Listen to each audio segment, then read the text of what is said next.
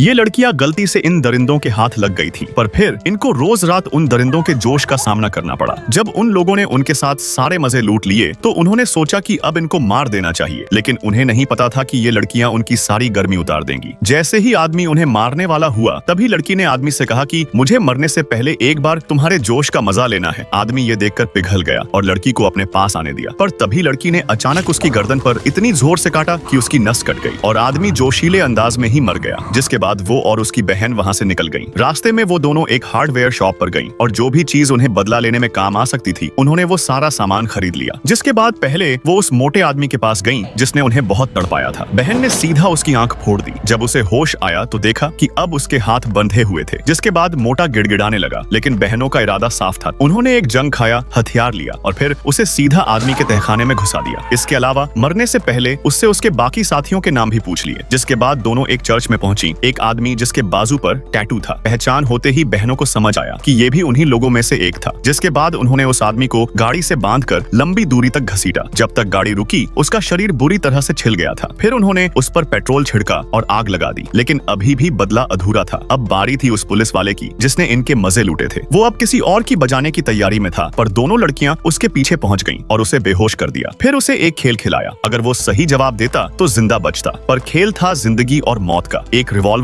जिसमें एक गोली डाली गई थी और उसे 5 बार ट्रिगर दबाना था। पहली, दूसरी, तीसरी, वो बचता गया, लेकिन छठी बार में उसे जान से मार दिया, क्योंकि वो भी ऐसे ही गेम खेलकर उनमें से एक को पकड़कर उसकी बजाता था। अब बारी थी असली मास्टरमाइंड की, जिसने सबसे पहले उन्हें बेहोश करके अगवा किया था। उसे जगने पर पता चला कि न सिर्फ वो बल्कि उसका बेटा भी बंधा हुआ था। वो गिड़गिड़ाने लगी, लेकिन बहनें नहीं रुकी। उसके सामने ही उसके बेटे को जान से मार दिया। वो रोती रही, पर लड़कियों ने कहा तुम जैसे लोग दया के काबिल नहीं हैं। जिसके बाद बुढ़िया के सामने उसके पोते को लाया गया। उस लड़के को एक मौका दिया गया। अगर वो उस बुढ़िया को मार देगा तो वो जिंदा रहेगा, पर वो लड़का बुरी तरह से कांप रहा था। वो अपनी दादी को नहीं मार पाया। जिसके बाद लड़कियों ने उस लड़के को जान से मार दिया और फिर ब्लेड लेकर बुढ़िया का भी जूस निकाल दिया। फिर दोनों दोबारा से अपनी सुकून की जिंदगी जीने लगी।